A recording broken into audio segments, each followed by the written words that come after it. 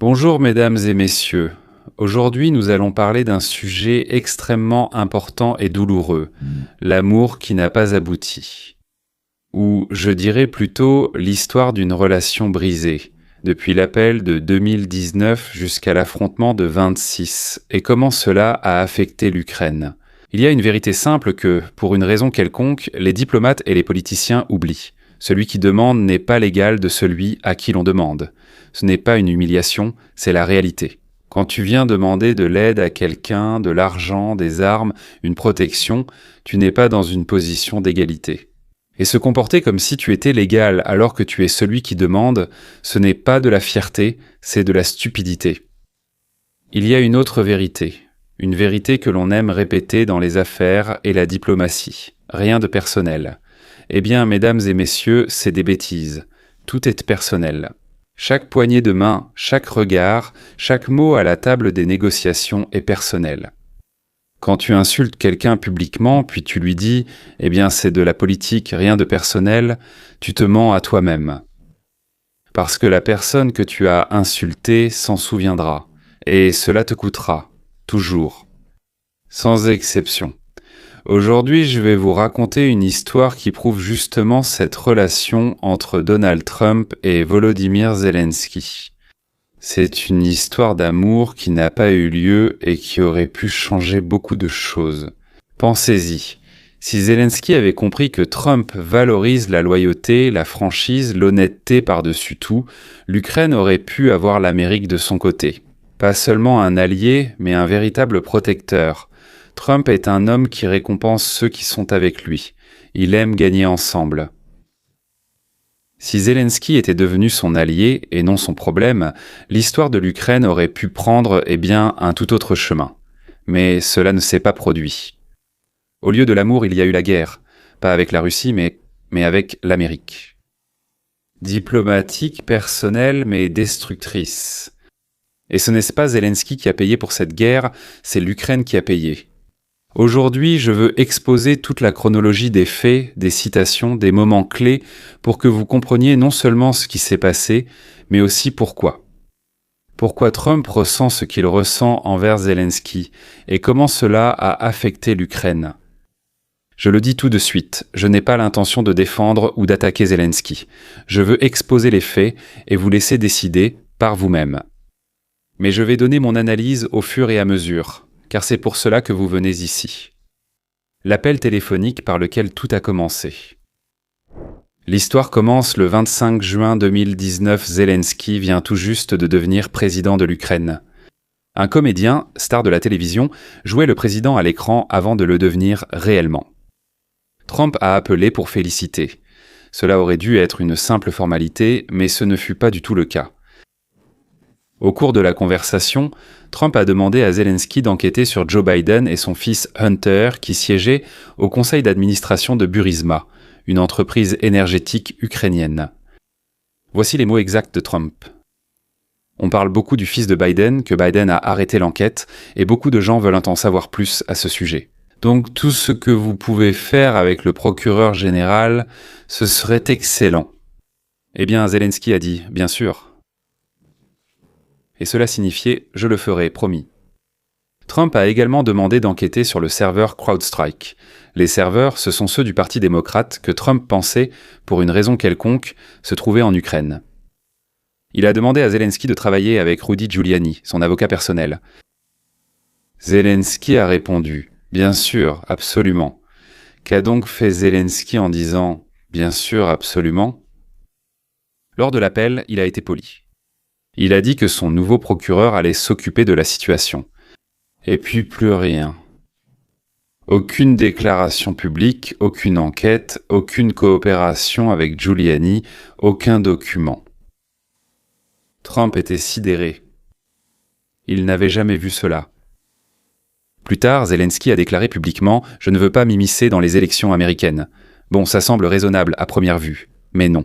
Personne ne t'a rien demandé, de t'immiscer dans quoi que ce soit. On lui a demandé de transmettre des documents qui existaient déjà. Ne mentez pas, ne trompez pas, ne falsifiez pas.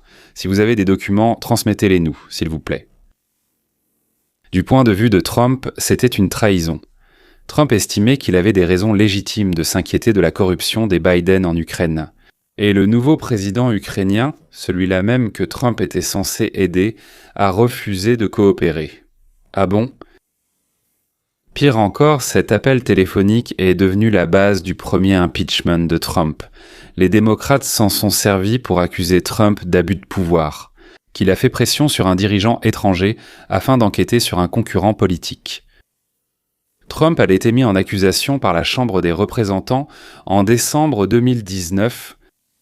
Mettez-vous à la place de Trump. Vous demandez un service. Et il ne fait rien. Et puis votre appel téléphonique, votre conversation fuite et on vous met en accusation. Trump affirme à plusieurs reprises que Zelensky aurait pu régler son problème par un simple appel. Mais il a décidé d'intervenir dans la vie politique américaine. Lui, Zelensky, a décidé d'intervenir du côté de Biden, du côté du Parti démocrate, dans notre vie politique. Et cette tromperie, Trump ne l'a jamais oubliée. Arrêtez de dire que l'Ukraine est corrompue. Transportons-nous en février 2020, Trump venait d'être acquitté par le Sénat. Volodymyr Zelensky a accordé sa première grande interview télévisée après l'impeachment à Christiane Amanpour sur CNN lors de la conférence de Munich sur la sécurité. Trump a à plusieurs reprises qualifié l'Ukraine de troisième pays le plus corrompu au monde, ce qui correspondait aux statistiques. Mais dans l'interview, Volodymyr Zelensky a regardé la caméra et a dit « S'il vous plaît, arrêtez de dire, il s'est adressé à Trump, que l'Ukraine est un pays corrompu. Parce qu'à partir de maintenant, ce n'est plus le cas. » Depuis quand ? Depuis qu'il a été élu ou depuis l'interview ?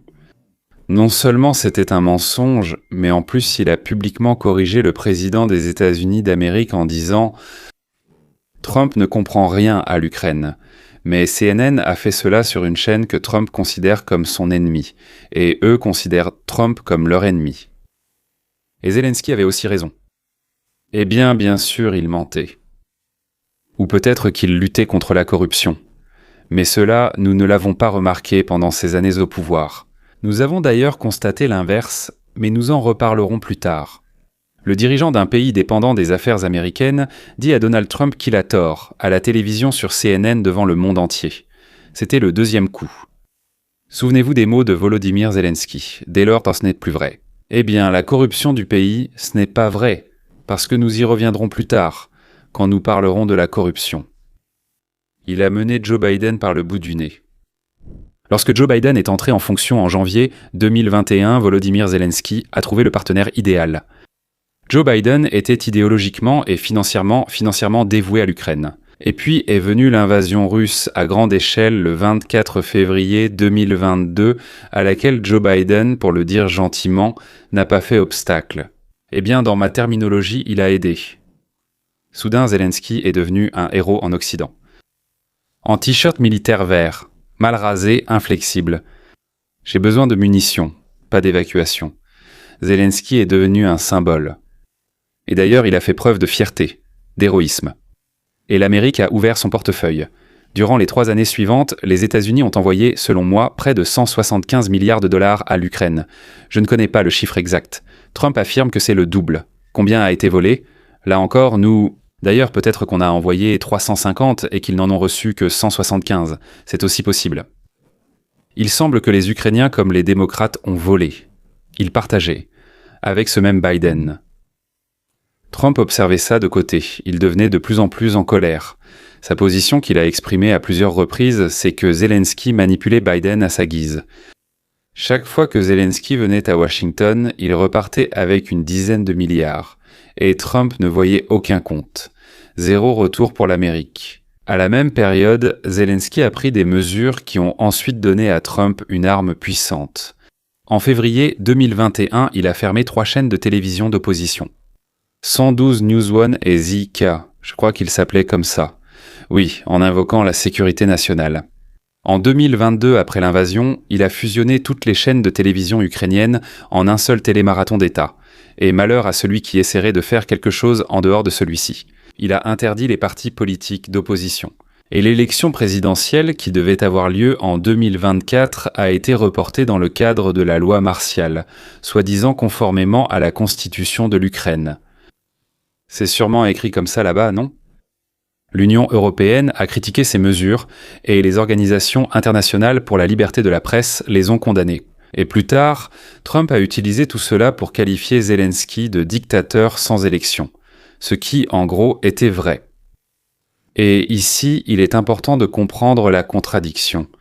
Zelensky demandait des centaines de millions de dollars à l'Amérique pour défendre la démocratie. Contre l'usurpateur, le tyran et la Russie, entre autres. En même temps, il fermait les médias d'opposition, interdisait les partis et annulait les élections. Même si cela est justifié par la guerre, cela sape tout l'argument. On ne peut pas demander de l'argent pour la démocratie tout en la détruisant en même temps. Campagne pour Kamala. Nous arrivons maintenant à ce qui pourrait être sans doute le moment le plus destructeur dans les relations entre Trump et Zelensky après l'appel téléphonique initial. Et c'est le moment qui a tourné non seulement Trump personnellement contre Zelensky, mais aussi tout l'establishment républicain. En septembre 2024, quelques semaines avant l'élection présidentielle américaine, Zelensky est venu en Amérique. Il a visité l'usine de munitions de l'armée de Scranton, ville natale de Biden, située en Pennsylvanie, dans un état clé et décisif. La visite a été organisée par l'ambassadrice d'Ukraine, Oksana Markarova. Étaient présents le gouverneur démocrate de Pennsylvanie, Josh Shapiro, et le sénateur démocrate Bob Casey. Ensuite, Zelensky s'est rendu à Washington où il a rencontré la vice-présidente Kamala Harris, candidate du Parti démocrate à la présidence.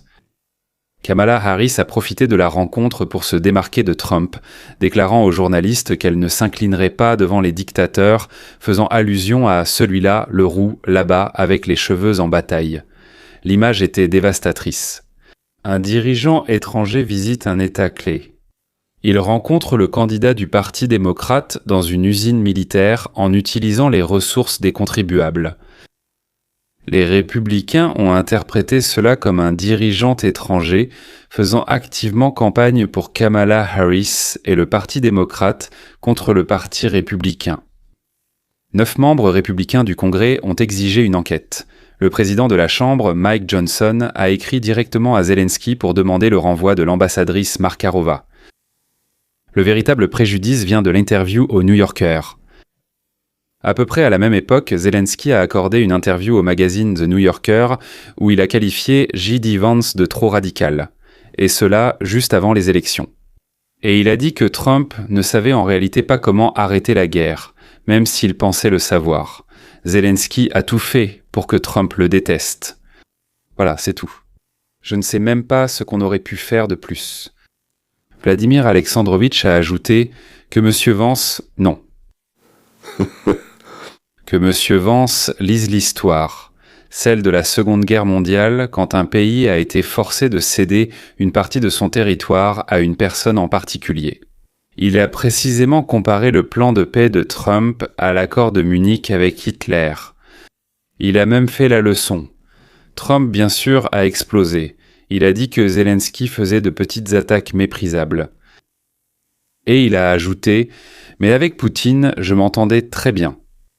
Pensez-y du point de vue de Trump. Imaginez demander beaucoup d'argent à quelqu'un pour la survie de votre famille, et ensuite vous allez faire campagne pour son ennemi, insulter son partenaire et le comparer à Hitler. Qu'est-ce que vous attendriez ? C'est exactement ce qu'a fait Zelensky. Comment les Ukrainiens appelaient Trump. Et maintenant, parlons de ce dont peu de gens parlent en à voix haute. Ce que les personnalités publiques ukrainiennes, les blogueurs, les journalistes et les politiciens disaient réellement à propos du président du pays qui est leur plus grand bienfaiteur. Un pays qui leur a envoyé plus de 175 milliards de dollars. Ce sont de vraies citations de vraies personnes. Au début de l'année 2025, une histoire est devenue massivement virale avec beaucoup d'enthousiasme, qui a été relayée par les médias ukrainiens, les blogueurs et les comptes notamment sur les réseaux sociaux. Qu'en 1987, Donald Trump a été recruté par le KGB sous le nom de code Krasnov.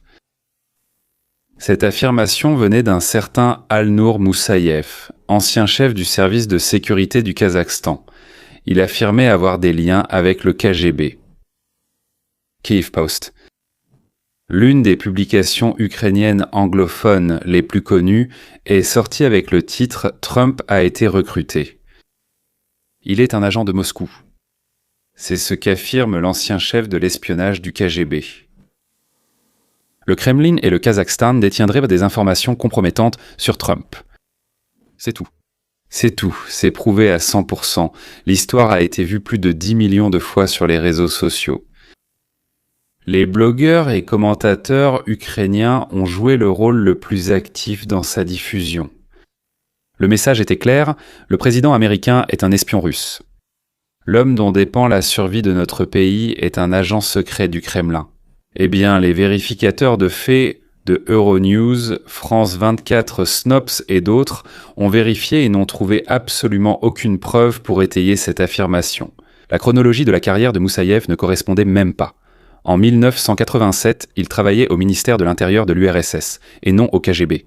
Donc il ne pouvait absolument pas recruter d'espions. Mais à ce moment-là, le mal était déjà fait. L'histoire s'est répandue, et l'équipe de Trump, c'est l'Ukraine, a pris note. Voici ce que disaient des personnalités publiques ukrainiennes selon la propre sélection du Kyiv Post, le top 5 des réactions à Trump sur les réseaux sociaux ukrainiens. Vassili Baïdak, un humoriste ukrainien, a écrit publiquement « Trump, le militaire russe, va te faire voir », et ainsi de suite, n'est-ce pas? Il a modifié la célèbre phrase du navire militaire ukrainien à l'adresse, pour ainsi dire, du président américain. Et Arina Tchernogouz, poétesse ukrainienne, blogueuse militaire, et je crois militaire elle-même, a déclaré qu'après la rencontre de Trump avec Poutine, cette poignée de main signifie que l'invasion militaire d'États souverains et le génocide lent des peuples sont désormais autorisés et ne nécessitent plus de justice. En d'autres termes, pour faire court, elle a accusé le président des États-Unis de légitimer le génocide. Alexandre Volodarsky, blogueur ukrainien, influenceur, a écrit « Le comportement de Trump peut s'expliquer très simplement. La démence qui a frappé un esprit déjà pas des plus brillants. Non seulement il y a la démence, mais même avant, ce n'était pas le meilleur esprit. C'est la personne dont tout dépend en Ukraine. Ilya Ponomarenko, journaliste ukrainien et l'un des commentateurs ukrainiens anglophones les plus populaires, a complètement ignoré Trump, déclarant qu'il aurait trouvé une raison de se vexer, peu importe les actions de Zelensky. Le Kyiv Post a rapporté qu'en 2025, l'année 2025 est devenue un tournant dans les relations des Ukrainiens avec les États-Unis. Les réseaux sociaux ukrainiens, les commentateurs télé et les blogueurs ont commencé à appeler ouvertement Trump une marionnette de Poutine, un agent du Kremlin, sous le nom de code Krasnov, un ennemi de l'Ukraine, mentalement malade, un traître du monde libre et un complice du génocide. Je veux dire que le Kyiv Post a tort. J'ai vu tout cela, à partir de probablement l'année 2023, c'est certain. Donc ce n'est pas en 2025, mais en 2023 que tout cela a commencé. Je rappelle que ce sont des gens dont le pays a reçu plus d'argent américain que probablement n'importe quelle nation sur Terre. Ils traitent le dirigeant de ce pays de russe, un espion russe et un traître. Et en même temps, ces mêmes personnes disent « Seule l'Amérique peut nous aider. Les États-Unis sont notre seul espoir. S'il vous plaît, nous vous supplions, n'abandonnez pas l'Ukraine. » Vous ne trouvez pas qu'ils sont schizophrènes? Eh bien, tous, ou presque tous. Ce n'est pas de la politique, c'est un échec du simple bon sens. On ne peut pas insulter une personne à qui on demande de l'aide. On ne peut pas traiter quelqu'un d'espion russe tout en lui demandant de te protéger contre la Russie. Vous demandez à être protégé de la Russie et vous traitez la personne à qui vous demandez de l'aide d'espion russe. Vous ne trouvez pas ça un peu étrange? Et Zelensky lui-même n'était pas en reste. À la télévision ukrainienne, il a déclaré que, malheureusement, Trump vit dans un espace de désinformation. Il a qualifié le président des États-Unis d'Amérique de victime de la propagande russe.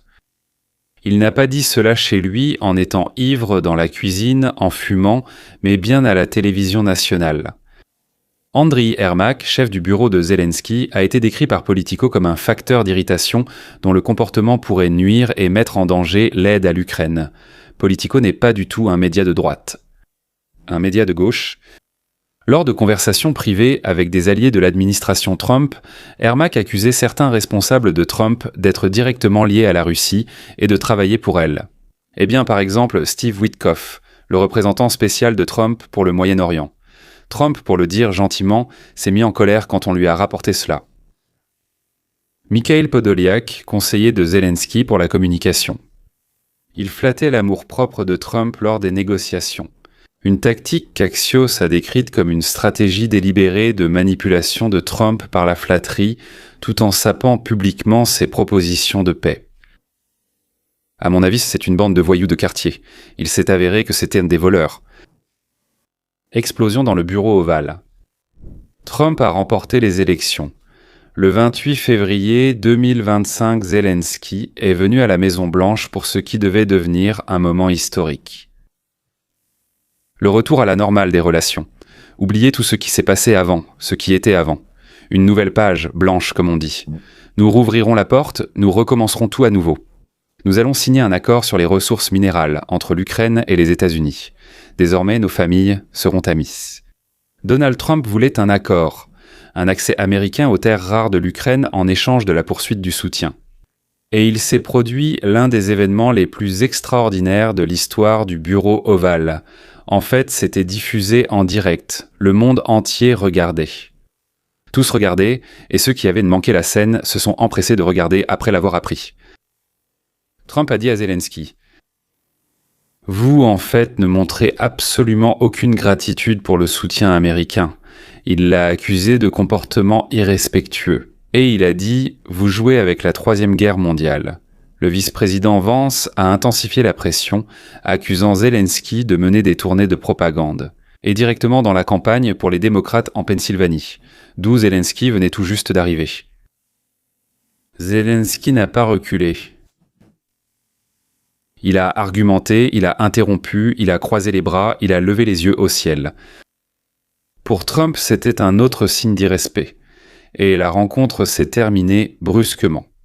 L'accord sur les minéraux n'a pas été signé. La Maison-Blanche a indiqué qu'elle avait demandé à Zelensky de partir. La conférence de presse prévue a été annulée. Zelensky a quitté la Maison-Blanche plus tôt que prévu. Il a refusé de s'excuser. Il est allé sur Fox et a déclaré qu'il n'avait rien à regretter. C'est son affaire personnelle. L'accord a finalement été signé 2 mois plus tard, en avril 2025, mais dans une version considérablement réduite, et sans l'inspiration ni l'enthousiasme de la partie américaine. L'aide militaire américaine était considérée comme des investissements dans le fonds de reconstruction des ressources naturelles ukrainiennes. Cependant, les relations personnelles ont de nouveau été endommagées, déjà pour la 4e fois, mais peu importe. Voici une nouvelle vague encore. Maintenant, tout sera différent. Encore une fois, un coup a été porté. Et je dirais que c'est définitif. La corruption sous Zelensky. Et maintenant, revenons à cette phrase de 2020. Vous vous souvenez de ce que Zelensky a dit à Manpour ? S'il vous plaît, arrêtez de dire que l'Ukraine est un pays corrompu, parce qu'à partir de maintenant, ce n'est plus le cas. Il l'a dit à Manpour, mais en s'adressant à Trump à travers Manpour, à travers la caméra.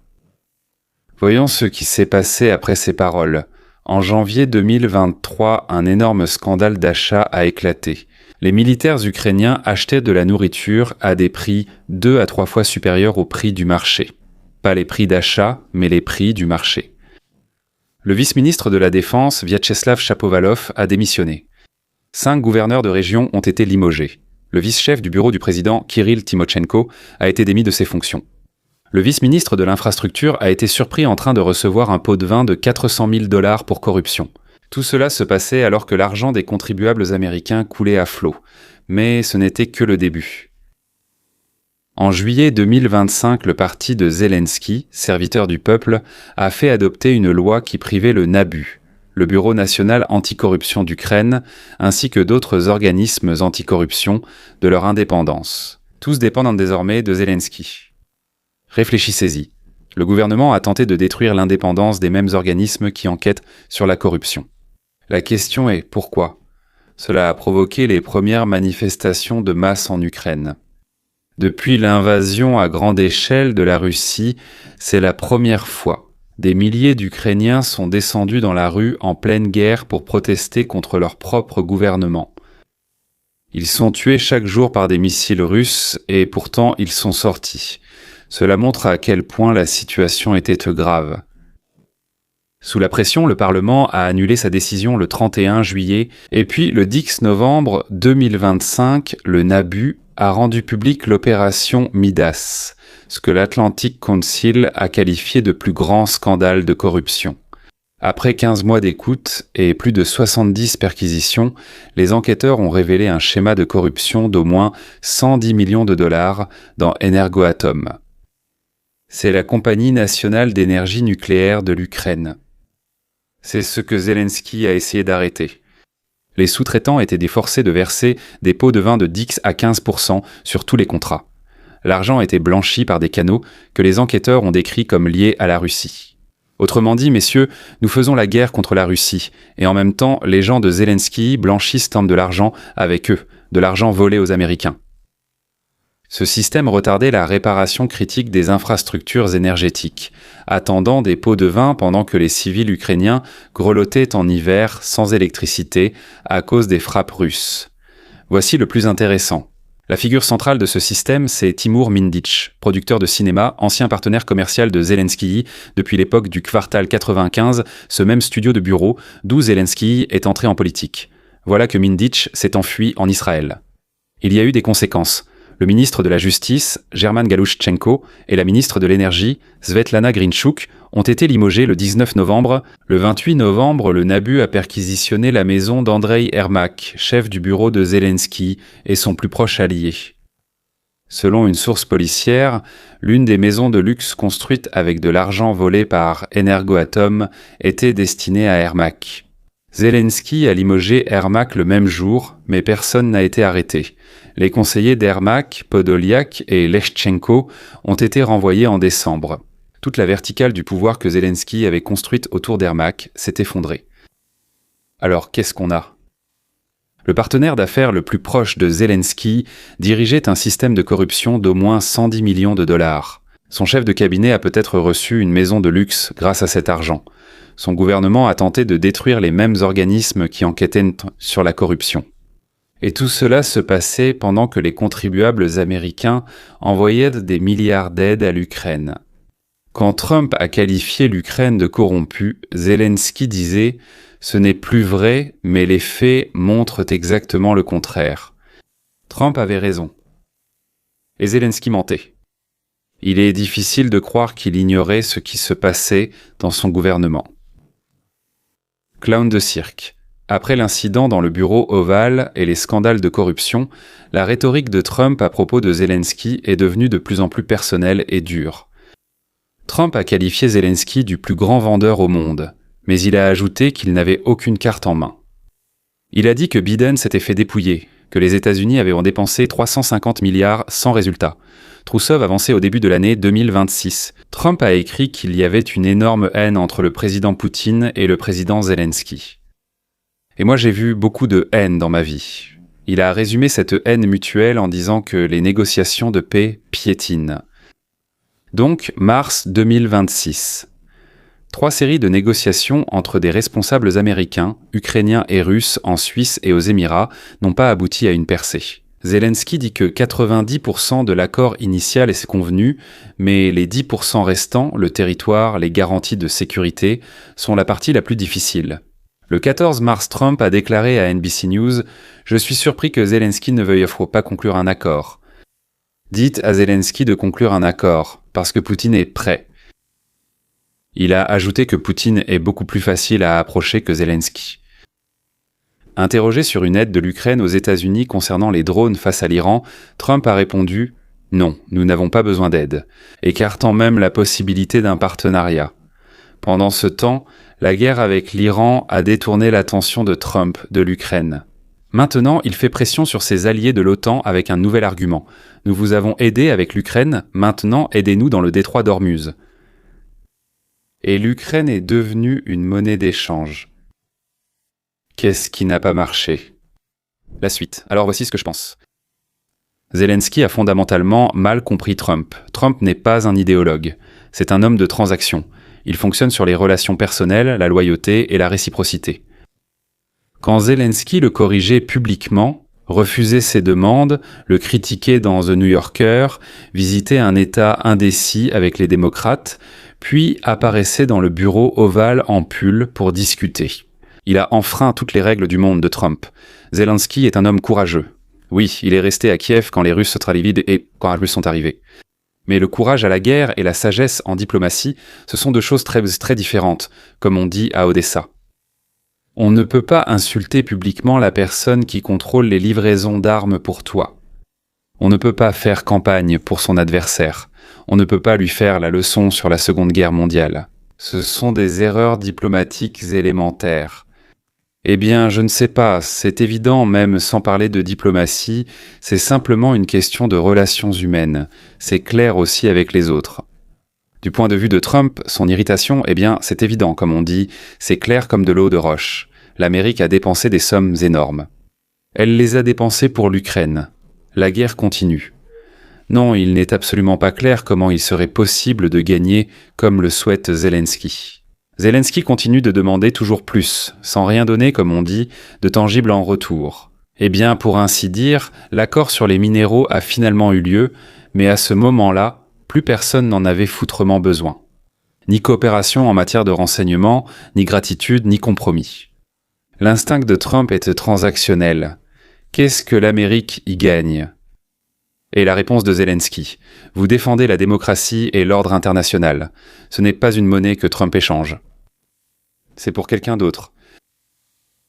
Et quand vous assemblez toutes les pièces du puzzle, les insultes, les accusations d'espionnage contre Krasnov, la visite à Scranton, l'interview dans le New Yorker, le comportement dans le bureau ovale, la corruption de centaines de millions, la censure de la presse, la tentative de détruire les organes anticorruption, l'absence totale de gratitude. Vous commencez à comprendre pourquoi Trump est agacé et pourquoi il dit qu'avec Poutine, c'est plus simple. Nous vivons dans un monde où les gouvernements contrôlent le commerce, distribuent le LED et choisissent gagnants et perdants. Et dans ce monde, la personnalité compte plus que les principes. Et c'est pourquoi nous en sommes là où nous en sommes. Permettez-moi de conclure par ceci. Beaucoup d'entre vous ne sont pas indifférents à ce qui se passe en Ukraine. Certains ont de la famille là-bas. Certains ont quitté la Russie à cause de ce qu'est devenu la Russie, de ce qu'elle est devenue. Certains soutiennent Trump, certains soutiennent l'Ukraine. Beaucoup soutiennent les deux et considèrent ce conflit entre eux comme douloureux. Vous savez pourquoi je raconte tout ça ? Il ne s'agit ni d'accuser ni de justifier qui que ce soit. J'en parle parce qu'il est important de regarder vers l'avenir, mais d'abord il faut comprendre comment nous sommes arrivés à ce présent, ici. Comment cela a pu arriver ? La plus grande erreur pour l'Ukraine aujourd'hui, c'est de continuer à faire ce qui se fait actuellement, c'est-à-dire de ne prendre aucune décision et d'attendre quelque chose. Qu'attend-on depuis déjà 4 ans ? Chaque jour, chaque semaine apporte de nouvelles pertes, une nouvelle douleur. Nous pouvons discuter sans fin, chercher des coupables, débattre des actions des autres, ou enfin commencer à prendre nos propres décisions. Pour être honnête, oui, nous n'étions pas prêts. Oui, nous comptions sur la chance, sur quelqu'un qui viendrait nous sauver. Mais maintenant, nous avons mûri et nous comprenons. Personne ne viendra. Nous sommes seuls responsables de nos choix. Nous, personne d'autre. Si l'Ukraine parvient à sortir de l'enfance et à comprendre que son avenir est uniquement entre ses mains, alors le peuple aura une chance non seulement de survivre, mais aussi de gagner et de rester lui-même. Mais pour cela, il faut briser en soi ce petit enfant blessé qui cherche toujours des coupables. Personne n'est coupable. Il est temps de prendre des décisions. Sur ce, nous allons nous dire au revoir, mesdames et messieurs. À la prochaine fois.